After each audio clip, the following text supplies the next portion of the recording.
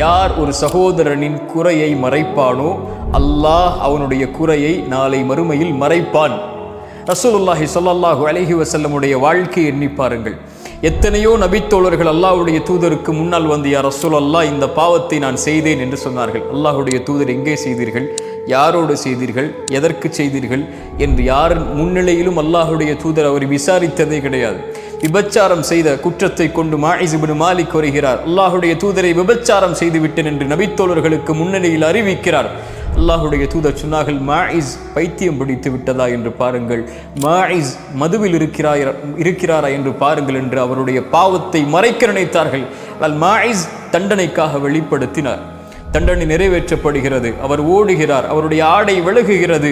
ரசூலுல்லாஹ் ஒரு நபித்தோழரை பார்த்து கேட்டார்கள், தோழரே, அவருடைய ஆடை விலகும் போது அதை நீ மறைத்திருக்க வேண்டாமா என்று. அல்லாஹு அக்பர். அவர் ஓடும் போது அவரை விட்டிருக்க வேண்டாமா என்று. அல்லாஹுடைய தூதர் மறைப்பதை விரும்பினார்கள்.